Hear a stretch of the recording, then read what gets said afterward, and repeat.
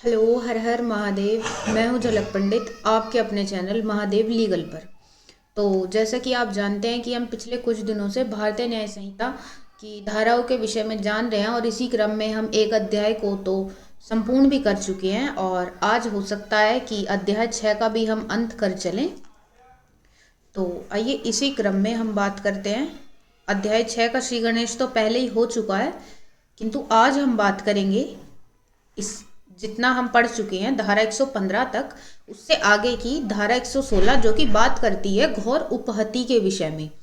तो घोर उपहति को आगे जानने से पहले मैं आपको बता दूं कि जो हमारा बेयर एक्ट है उसमें 8 प्रकार की क्षति, 8 प्रकार का वर्णन किया गया। यदि इन 8 में से कोई एक भी कारित होती है तो उसको घोर उपहति की संज्ञा दी जाती है। सबसे पहला जो इसमें होगा वो होगा निर्बलता, अर्थात शारीरिक निर्बलता, जिसको हम पुरुषत्व, पौरुष पौरुषता का नष्ट करना भी हम इसको कह सकते हैं, पुरुषत्व का भी नष्ट करना हम इसको कह सकते हैं। शारीरिक निर्बलता, अगर कोई व्यक्ति अन्य व्यक्ति को शारीरिक निर्बलता प्रदान करेगा, शारीरिक निर्बलता से उसको क्षति कारित करेगा, तो वो घोर उपहति की श्रेणी में रखा जाएगा। दूसरी बात है किसी भी आंख का स्थायी विच्छेद अथवा दृष्टि का विच्छेद, दोनों में से कोई एक आंख का फोड़ना। मैं आपको सरल शब्दों में पूरी धारा बताऊंगी। जो दूसरा ऑप्शन है वो कहता है किसी भी आंख का स्थायी विच्छेद अथवा दृष्टिहीनता। किसी भी आंख का, ये अवश्य नहीं है कि दोनों आंखों को क्षति कारित की जाए। अगर किसी एक आंख को भी स्थायी विच्छेद, आंख फोड़ दी जाती है, तो वो भी घोर उपहति की श्रेणी में रखी जाएगी। तीसरा बिंदु है कान। दोनों कान अथवा एक कान, इसमें दोनों ही रखे जाएंगे, चाहे तो एक कान की बात हो चाहे तो दोनों कानों की बात हो। उसमें उनका स्थायी विच्छेद और श्रवण शक्ति, चाहे तो कान को पूरा शरीर से विच्छेद कर दो तब भी वो घोर उपहति की श्रेणी में आएगा, अथवा श्रवण शक्ति, जो कान का पर्दा बोलते हैं ना, उसको भी अगर हम क्षति दे देंगे, क्षति कारित कर देंगे, तो वो भी घोर उपहति की श्रेणी में रखा जाएगा। चौथा पॉइंट देखिए, अंग या जोड़ का विच्छेद। अंग, शरीर के किसी भी अंग का, हाथ पैर मुंह नाक सारी चीजें इसमें इंक्लूड हो रही हैं, सारी चीजें इसके अंदर गबन होती हैं। और जोड़ का विच्छेद, चाहे तो घुटने का जोड़ हो चाहे तो फिर कोहनी का जोड़ हो, शरीर के किसी भी भाग का जो जोड़ है उसका अगर हम विच्छेद करेंगे तो वो घोर उपहति की श्रेणी में रखा जाएगा।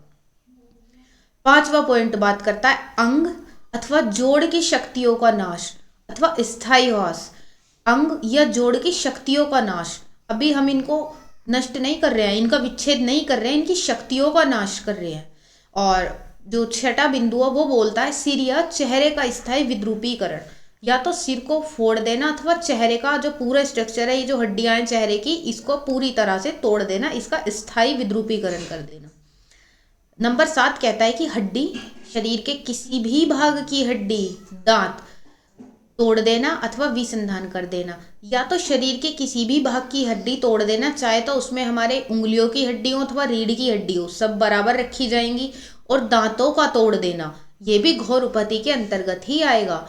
अंत में बात करते हैं कि कोई उपहति जो जीवन संकट कारित करने के लिए संभाव्य हो। उपहत व्यक्ति 15 दिन तक तीव्र शारीरिक पीड़ा में पड़ा रहता है। कोई ऐसी उपहति जिसके कारण जो उपहत व्यक्ति है, जिसके ऊपर वो उपहति की गई है, ऐसी घोर उपहति की गई है कि जिसके कारण वह पीड़ित व्यक्ति 15 दिन तक तीव्र शारीरिक पीड़ा से पीड़ित होता है। उसको तीव्र शारीरिक पीड़ा हो, साथ ही साथ वो अपने सामान्य कामकाज, जो अपने दैनिक कामकाज हैं, उनको करने में भी यदि उसको असमर्थता होती है तो वो भी घोर उपहति की श्रेणी में ही रखा जाएगा। आइए बात कर लें धारा 117 के विषय में, जो बात करती है स्वेच्छा घोर उपहति कारित करना। स्वेच्छा से घोर उपहति कारित करने के विषय में मैं आपको एक उदाहरण के माध्यम से समझाती हूँ। देखिए, ए बी के सिर का स्थायी विद्रूपीकरण करने के आशय से उसके सिर पर वार करता है, सिर पर वार करता है। यहां तक चीजें समझ में आ रही है ना, कनेक्ट कर पा रहे हैं ना आप लोग। ए बी के सिर पर स्थायी विद्रूपीकरण करने के आशय से सिर पर वार करता है। परिणाम स्वरूप क्या हुआ यहां, जो बी है इसके सिर का स्थायी विद्रुपीकरण तो नहीं हुआ, किंतु वो 15 दिन तक शारीरिक पीड़ा से पीड़ित रहा और अपने दैनिक कामकाज भी वो नहीं कर पाया, अपने सामान्य कामकाज भी वो नहीं कर पाया। तो यहाँ बेशक ए को उसके सिर का स्थायी विद्रुपीकरण ना हुआ हो, किंतु ए फिर भी यहाँ स्वेच्छा से घोर उपहति कारित करने के लिए अपराधी माना जाएगा और दंड का भी दायी होगा। अब बात करते हैं धारा 120 के विषय में, जो बात करते हैं कि संस्वीकृति उद्यापित करने अथवा विवश करके संपत्ति को वापस कराने के लिए स्वेच्छा उपहति या घोर उपहति कारित करना। देखिए, ये बात करता है कि जब एक पुलिस अधिकारी हैं, पुलिस अधिकारी जी, इन्होंने चोर को पकड़ लिया, ये चोर भाई साहब ये हैं हमारे, इनको पकड़ लिया और चोर ने 10 सोने के बिस्किट चुराए हैं, सोने के बिस्किट चुरा के चोर भागा है। अभी जो पुलिस अधिकारी हैं ये चोर से उस सोने के बिस्किट का पता पूछने के लिए, उन खजानों का पता पूछने के लिए जिन्हें वो चुरा करके भागा है, उसको बार बार निरंतर यातनाएं दे रहे हैं, उसको बार बार यातनाओं से पीड़ित कर रहे हैं। तो यहाँ वो पुलिस अधिकारी साहब जो हैं संस्वीकृति उद्यापित करने अथवा विवश करके संपत्ति को वापस कराने के लिए ये विवश कर रहे हैं चोर को यातनाएं दे देकर, तो ये धारा 120 के अंतर्गत अपराधी माने जाएंगे और साथ ही साथ दंड के भी दायी होंगे। अब आ जाइए धारा 126 की ओर, जो सदोष अवरोध के बारे में बात करती है। इसको हम थोड़ा गहराई में जानेंगे, कुछ बिंदु हैं इसके माध्यम से हम इसको खत्म करते चलेंगे। जानिए, जैसे जो कोई किसी व्यक्ति को, जो व्यक्ति किसी अन्य व्यक्ति को स्वेच्छा के अंतर्गत यहाँ 3 बिंदु गवन होते हैं, आशय से इंटेंशनली, ज्ञान से मतलब नॉलेज, विश्वास करने का कारण रीजन टू बिलीव, ये तीनों चीजें स्वेच्छा से, ये स्वेच्छा को अपने भीतर समाये बैठी हैं। जो कोई व्यक्ति किसी अन्य व्यक्ति को स्वेच्छा से, आशय से, ज्ञान से या विश्वास करने के कारण से ऐसी बाधा में डालता है जिससे उस व्यक्ति को, कैसी बाधा में डाल रहा है, स्वेच्छा से कैसी बाधा में डालता है, जिससे अन्य व्यक्ति को दिशा में, जिसमें उस व्यक्ति को जाने का अधिकार है, जाने से रोक दे। कोई व्यक्ति अन्य व्यक्ति को स्वेच्छा से ऐसी बाधा डाले कि उस दिशा में व्यक्ति को जाने से ही रोक दे जिसमें उस व्यक्ति को जाने का पूर्ण अधिकार है। यहाँ पे एक अपवाद भी बताया गया है, अपवाद को देख लेते हैं कि भूमि के या जल के ऐसे प्राइवेट मार्ग में बाधा डालना जिसके संबंध में किसी व्यक्ति को सद्भावना पूर्वक विश्वास है, वहां बाधा डालने का उसे विधि पूर्ण अधिकार है। इस धारा के अंतर्गत वो अपराध नहीं माना जाएगा। तो धारा 126 की उपधारा 2 जो है वो बात करती है कि जो कोई भी सदोष अवरोध कारित करेगा उसको 1 माह तक का तो सादा कारावास, साथ ही साथ जुर्माने 5,000 रुपए तक का जो जुर्माना होगा उससे दंडित किया जाएगा। धारा 127 बात करती है सदोष परिरोध के विषय में। अभी बात की हमने सदोष अवरोध की, अभी हम बात कर रहे हैं सदोष परिरोध की। जो कोई किसी अन्य व्यक्ति का इस प्रकार सदोष अवरोध करता है, सदोष परिरोध नहीं, सदोष अवरोध करता है, किस प्रकार करता है कि उस व्यक्ति को निश्चित परिसीमाओं से परे जाने से रोक दे। कोई व्यक्ति सदोष अवरोध इस प्रकार कारित कर रहा है कि वो अन्य व्यक्ति को निश्चित परिसीमाओं से परे जाने से रोक दे, वह उस व्यक्ति का सदोष परिरोध का दोषी माना जाएगा।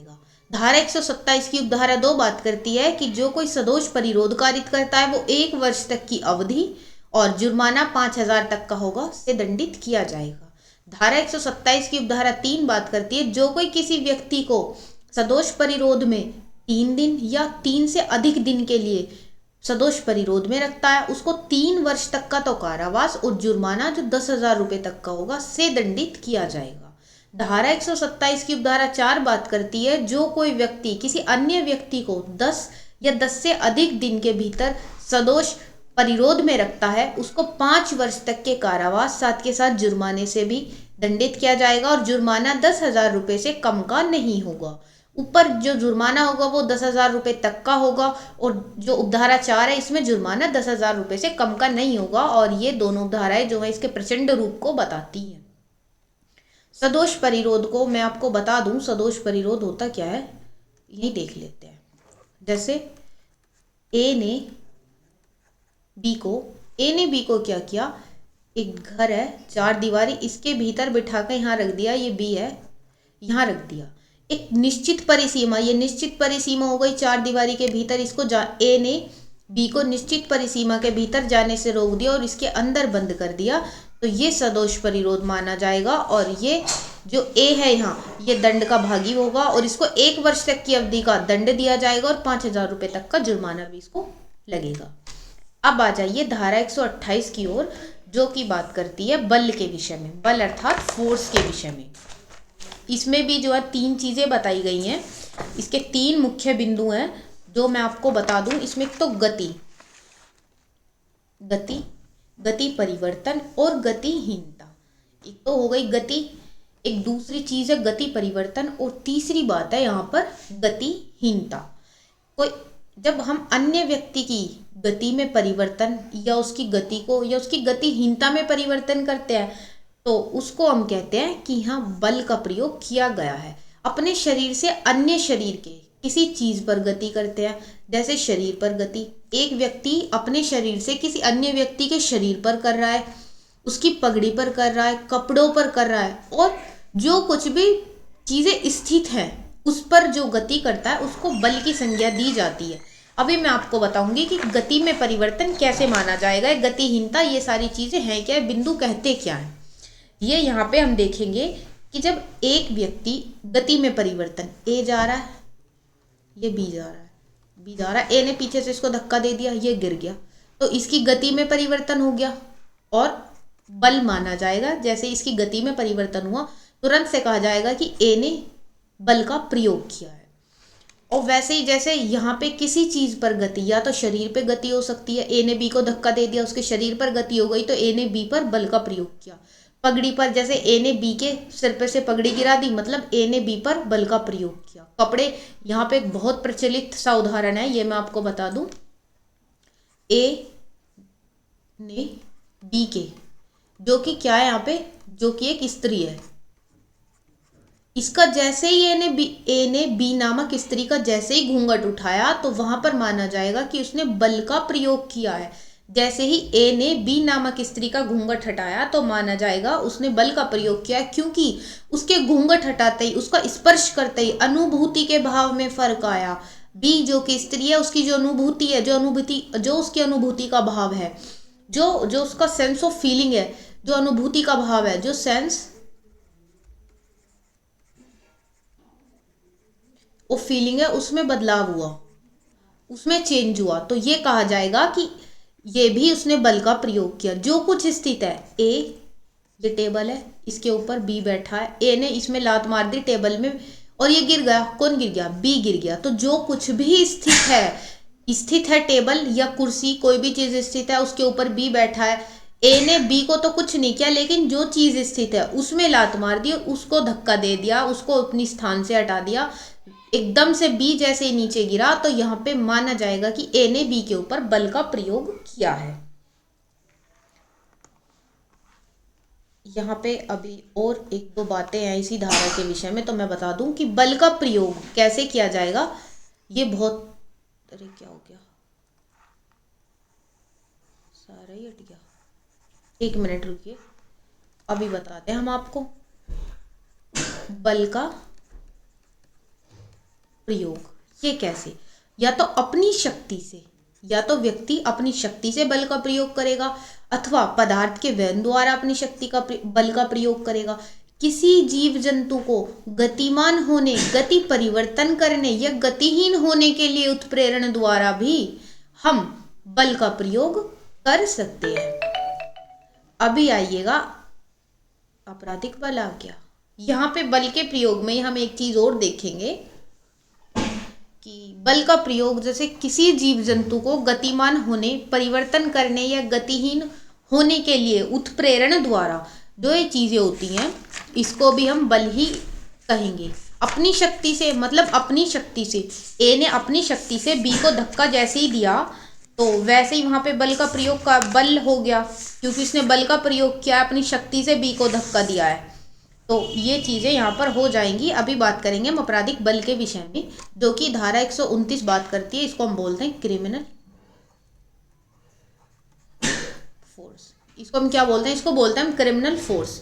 इसमें हम 4 बिंदु दिए गए हैं। एक तो आशयपूर्ण, आपराधिक बल के लिए क्या चीजें महत्वपूर्ण है? एक तो आशयपूर्ण कृत्य होना चाहिए, सामने वाले की सहमति नहीं होनी चाहिए, कृत्य आशयपूर्ण होना चाहिए, सामने वाले व्यक्ति की जिस पर आपराधिक बल कारित हो रहा है उसकी सहमति नहीं होनी चाहिए, और कोई अपराध करने के लिए आपराधिक बल कारित किया जाना चाहिए, सामने वाले को क्षति क्षोभ भय कारित करेगा, इस उद्देश्य से, इस आशय से वो कृत्य कारित किया जाना चाहिए। या तो क्षति कारित करे अथवा क्षोभ कारित करे, अन्यथा भय तो कारित करे ही करे। इन तीनों में से कोई एक चीज भी अगर वो कारित करने के उद्देश्य से कोई कार्य किया गया है तो वो आपराधिक बल की श्रेणी में रखा जाएगा। सामने वाले के भीतर निम्न भाव का उत्पन्न होना आवश्यक है। जो निम्नलिखित भाव है, जो भाव बताए गए हैं, जो पीड़ित व्यक्ति है, जो सामने वाला व्यक्ति है जिसके ऊपर आपराधिक बल का प्रयोग किया जा रहा है, उसके भीतर ये 3 चीजों का प्रयोग किया जाना बहुत आवश्यक है। पहली चीज है चिड़चिड़ना, जैसे इसको बोलता है इरिटेट होना, इरिटेट होना। दूसरी चीज है डरना, और तीसरी चीज है कि सामने वाले व्यक्ति को क्षतिकारित होने का भय होने लगे, क्षतिकारित हो। जैसे इसके उदाहरण से हम समझते हैं, ए एक कुत्ते को बी की सम्मति के बिना बी पर झपटने के लिए भड़काता है। ए ने कुत्ता लेके आया और बी की सम्मति के बिना, बी की मर्जी के बिना, बी को पूछे बिना ही बी पर कुत्ता झपटने के लिए भड़का दिया। यहाँ यदि आशय बी पर भय या क्षोभ या क्षति कारित करने का है तो ए ने बी पर आपराधिक बल का प्रयोग किया है, ऐसा माना जाएगा। यदि ए ने कुत्ते को इस आशय से बी पर छोड़ा है कि भय या क्षोभ या क्षति कारित हो, तो ए ने बी पर आपराधिक बल का प्रयोग किया है, ऐसा माना जाएगा। अब बात करते हैं हमले के विषय में, जो कि धारा 130 हमें बताती है कि सबसे पहले मैं आपको एक महत्वपूर्ण बात बता दूं, ध्यान रखने योग्य लाइन है कि अधिकतर मामलों में आपराधिक बल से पहले हमला ही होता है। यह हमेशा हमें स्मरण रखनी है। जब भी हम हमले को अथवा आपराधिक बल को पढ़ेंगे तो हमें यह पता होना चाहिए कि आपराधिक बल से पहले हमेशा हमले का प्रयोग होता है। दूसरी चीज, सामने वाला एकाएक डर जाए कि उस पर बल का प्रयोग होने वाला है। जो सामने वाला, जो पीड़ित व्यक्ति है जिस पे हमला होने वाला है, उसके अंदर ये भाव पैदा होना चाहिए कि अब मेरे ऊपर बल का प्रयोग होने को है। इसमें एक चीज है जो अपवाद के तौर पर रखी गई है, वैसे तो हम जानते ही हैं लेकिन फिर भी पढ़ लें कि शब्द मात्र, वाणी द्वारा शब्द मात्र कहे गए शब्द हमले की कोटि में नहीं आएंगे। वाणी द्वारा किया गया हमला, जैसे बोलते हैं कि शब्दों का हमला, वो हमले की कोटि में नहीं आएगा, वो असॉल्ट की कोटि में नहीं आएगा, वो असॉल्ट की श्रेणी में नहीं आएगा। ये जो चीज़ें होती हैं कि अपने शब्दों से हमला किया, तो ये सब चीज़ें हमले की श्रेणी में नहीं रखी जाएंगी। देखिएगा यहाँ पे, ए एक हिंसक कुत्ते का मुख बंधन इस आशय से खोलना प्रारंभ करता है कि इस कार्य के द्वारा बी को यह विश्वास हो जाए कि वह बी पर कुत्ते से आक्रमण कराने वाला है। ये क्या कहता है? कहता है कि ए एक हिंसक कुत्ते का मुख बंधन इस आशय से खोलना प्रारंभ कर रहा है। किस आशय से? उसका आशय क्या है कि बी को यह विश्वास हो जाना चाहिए कि बी पर कुत्ते का आक्रमण होने ही वाला है। ये सोचते ही, जैसे ही उसने इस आशय से कुत्ते का मुंह खोलना शुरू किया कि समझ लो उसने उस पर बल, क्या ही लिख रहे हैं हम, उसने उस पर आपराधिक बल कारित कर दिया। तो तभी क्या समझा जाएगा कि उसने उस पर, जब इस कार्य के, देखो जैसे ही कुत्ते का मुख बंधन उसने खोला, मुख बंधन से तात्पर्य है जो मुंह पे लगा हुआ एक बंधन है कुत्ते का, वो बी को डराने के लिए उसने जैसे ही खोला और बी पर कुत्ते का आक्रमण होने ही वाला है और बी इस डर से भयभीत है, बी भयभीत भी है इस बात से, तो इसको हम कहेंगे ये हमले की श्रेणी में रखा जाएगा। ये चीज़ें हमले की श्रेणी में रखी जाएंगी। और हमले में ही मैं आपको एक बात और भी यहाँ बताती हुई चलूँगी कि यदि ए एक व्यक्ति है, यहाँ पे बहुत ध्यान देने योग्य बात यह रहेगी कि ए एक व्यक्ति है, ये व्यक्ति है, ये बहुत गहरी नींद में सो रहा है, नींद में है।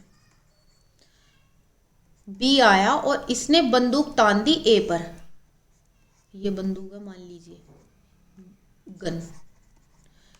बी ए एक व्यक्ति है जो कि बहुत गहरी नींद में सो रहा है और बी आया, उसने ए पर बंदूक तान दी। अभी यहाँ क्या हुआ ये मायने नहीं रखता कि ए डरा है अथवा नहीं डरा है, क्योंकि ए तो सो रहा है तो उसे तो पता ही नहीं है कि उसके ऊपर बंदूक तान दी गई है। लेकिन बी का आशय तो ए को क्षति कारित करना है ना, तो यहाँ पर ये भी हमले की श्रेणी में ही रखा जाएगा। बेशक ए गहरी नींद में सो रहा है, लेकिन बी ने जैसे ही ए पर बंदूक तानी उसको क्षति कारित करने के उद्देश्य से, तो तुरंत से वो हमले की श्रेणी में रखा जाएगा। तो वैसे इसमें अधिकतर जो जनरली सिचुएशंस होती हैं, जो सामान्य परिस्थिति होती हैं, उसमें आपराधिक बल भी कारित हुआ माना जाता है। यहाँ पर एक चीज़ और है, मैं आपको बता दूं, यहीं पे इसको इम्पोर्टेंट मार्क हम कर लेते हैं। तो इसमें क्या है, जैसे ये एक बस ड्राइवर है,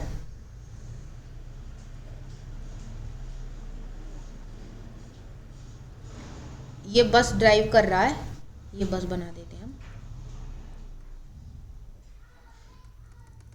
इसने अब बस ड्राइव करते करते जैसे यहाँ थूका तो यहाँ थूक दिया उसने पान खाते खाते, बस इस दिशा में जा रही है तो वो हवा के प्रभाव से वापस जो पीछे बैठे हैं यात्री हैं उनके ऊपर जा गिरा और उनके कपड़े गंदे हो गए।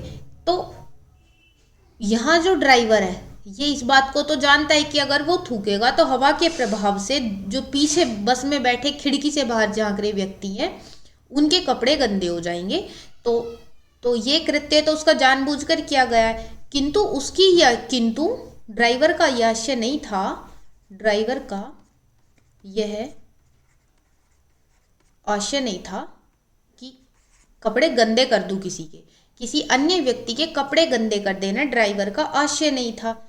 लेकिन यह बात ड्राइवर के नॉलेज में तो थी, आशय तो नहीं था, लेकिन ज्ञान में तो थी ना ये बात कि अगर मैं ऐसा करूंगा तो पीछे बैठे अन्य व्यक्तियों के कपड़े गंदे हो जाएंगे, क्योंकि बस तो तेज रफ्तार से चल रही है। तो यहां पर भी हम इसको आपराधिक बल की श्रेणी में इसको रखा जाएगा। ये ऊपर वाला उदाहरण हमले का है, नीचे वाला उदाहरण आपराधिक बल का है, ये ध्यान रखना है आप लोगों को। यह उदाहरण था, हमें स्मरण हुआ तो हमने आपको बता दिया, बस ज़्यादा कुछ सोचना विचारना है नहीं। आ जाते हैं व्याकरण, जो धारा 137 बात करती है। और व्याकरण ये दो प्रकार से बताती है, एक या तो भारत में से व्याकरण हो, दूसरा विधिपूर्ण संरक्षता से व्याकरण हो। धारा 137 की धारा एक बात करती है कि बिना व्यक्ति की सहमति के वैध रूप से हकदार व्यक्ति की सहमति के बिना भारत से बाहर ले जाना। एक तो व्यक्ति की स्वयं की भी सहमति नहीं होनी चाहिए, और दूसरा जो वैध रूप से हकदार व्यक्ति हैं उनकी भी सहमति नहीं होनी चाहिए, और उसके बिना ही भारत से अगर बाहर ले जाएंगे तो वो तो हो गया भारत से बाहर ले जाना पहली श्रेणी का व्याकरण। अब आ जाते हैं दूसरी श्रेणी का व्याकरण। क्या कहता है कि ले जाना अथवा बहका ले जाना। किसको बहका ले जाना? या तो शिशु को, विकृत चित्त व्यक्ति को, अथवा ऐसे शिशु या विकृत चित्त व्यक्ति को जो विधिपूर्ण संरक्षता में से है और उसकी विधिपूर्ण संरक्षता में जो संरक्षक हैं उनकी सहमति के बिना उनको ले जाना। ये दूसरी श्रेणी का हो गया। इसमें जो आयु बताई गई है वो लड़के के लिए 16 वर्ष से कम होनी चाहिए, लड़की को 18 वर्ष से कम होनी चाहिए। वो शिशु की श्रेणी में रखे जाएंगे। विकृत चित्त, और मैं आपको बताऊं कि घर में, स्कूल में, पड़ोस में खेल रहा है अथवा खेलने गया है तो यहाँ पे भी जो बच्चा है वो परिवार वालों की संरक्षता में होगा, समझा जाएगा। और ये तथ्य पर निर्भर करता है,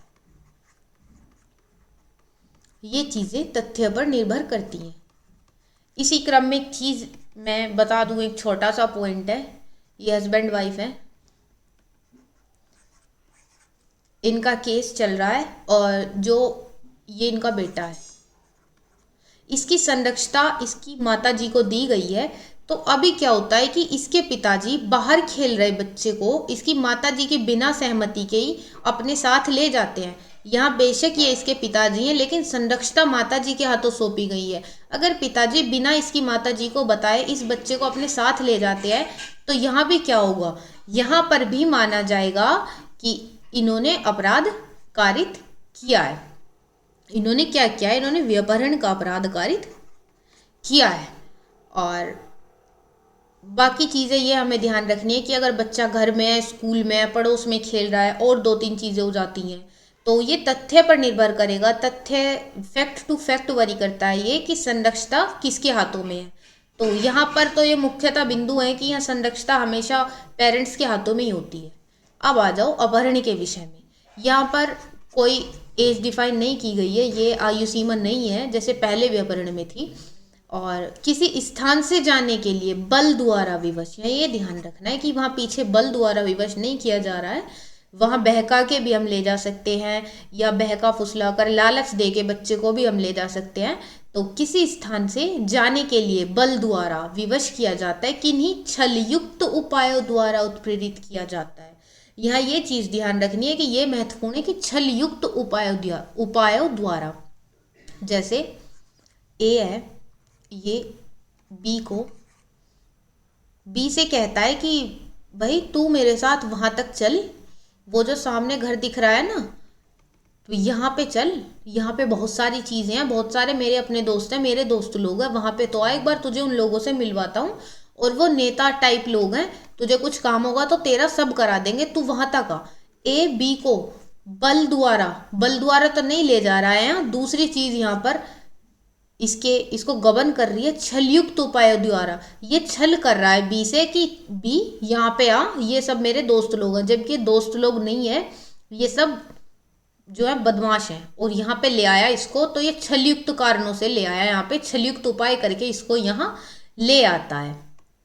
अब आ जाओ धारा 140 पे, जो बताता है हत्या करने के लिए या फिरौती आदि के लिए व्यापरण या अपहरण। इसको हम समझेंगे कैसे। ए है, ए बी को अपनी बाइक पे बिठा के, ए बी को अपनी बाइक पे बिठा के ले गया, किस उद्देश्य से ले गया, हत्या के उद्देश्य से। ए बी को अपनी बाइक पर बैठाकर ले जाता है हत्या के उद्देश्य से, अगर वो उसको ले जाता है तो ये कहा जाएगा कि हत्या करने के लिए व्यापरण या अपहरण की श्रेणी में ये रखा जाएगा। वैसे यहाँ पे हम ये समझ लेंगे कि अगर ए नामक कोई व्यक्ति है, बी नामक अन्य व्यक्ति को लालच देके अपने साथ लेके गया, और उसका उद्देश्य था कि ले जाके बी को रखेगा, घर में बैठाएगा। बी एक अच्छे परिवार का इकलौता लड़का है, और बी के पिताजी से फिरौती में 5 लाख रुपए मांग लेगा। इस उद्देश्य यदि वो लेके गया है तो वो भी धारा 140 के भीतर गबन होगा। अंत में हम बात करते हैं धारा 146 की, जो बात करती है विधि विरुद्ध अनिवार्य श्रम। जब कोई व्यक्ति ए अन्य व्यक्ति बी को, जब कोई ए अन्य व्यक्ति बी को बी की सम्मति के बिना, सम्मति के विरुद्ध किसी ऐसे कार्य में लगा देता है जो कि विधि विरुद्ध है। विधि विरुद्ध हम मान लेते हैं कि नशीले पदार्थों की, ये विधि विरुद्ध काम है नशीले पदार्थों की तस्करी में। जब ए बी की सम्मति के विरुद्ध उसको नशीले पदार्थों की तस्करी में लगा देता है जो कि विधि विरुद्ध कार्य है, तो ये धारा 146 के भीतर अपराधी माना जाएगा। यहाँ ए धारा 146 के भीतर अपराधी होगा, और जो 1 वर्ष तक के कारावास से साथ के साथ जुर्माने से भी दंडित किया जाएगा। तो आज हमने बात की धारा 116 से 146 तक, जो भी मुख्य धाराएं रही, जो भी आपको बताने योग्य मुझे लगा, वो सब चीज़ें मैंने आपको बताई हैं। और इसी के साथ हमारा जो अध्याय 6 है उसका जो अंत यहीं पे होता है, जो बात करता है कि शरीर के विरुद्ध अपराध, ऑफेंस अगेंस्ट बॉडी, जो इस विषय में बात करता है अध्याय 6। इसका भी हम अंत इसी के साथ कर चुके हैं। आशा है आपको चीज़ें अच्छी लग रही होंगी और समझ में भी आ रही होंगी। और आपका अपना चैनल है, प्लीज़ लाइक कीजिए और सब्सक्राइब कीजिए। कृपया ज़्यादा से ज़्यादा लोगों तक शेयर कीजिए, ताकि जो लोग नहीं पढ़ पाते, जिनको खुद से चीज़ें समझ में नहीं आती, उनको समझ में आने लगे। क्योंकि हम यहाँ धाराएं तो रट नहीं रहे हैं ना, उदाहरण के माध्यम से आपकी अपनी सरल भाषा में, आपकी अपनी हिंदी भाषा में हम समझ रहे हैं और समझा रहे हैं, और बार बार उसको याद रखने का प्रयास कर रहे हैं। ऐसा नहीं है कि एक बार आज पढ़ लिया और कल भूल जाएंगे, ऐसा तो बिल्कुल नहीं है। आप 1 से 2 बार एक क्लास को देखिए, और मैं विश्वास दिलाती हूँ आपको कि आप हमेशा के लिए वो चीज़ याद रख पाएंगे कि इस धारा में हमने पढ़ा क्या था और थी क्या चीज़, क्या थी वो, ये आप याद रख पाएंगे। तो तो इसी के साथ मिलते हैं हम अपनी अगली क्लास में, जल्दी ही आपसे भेंट होगी, और इसी के साथ धन्यवाद।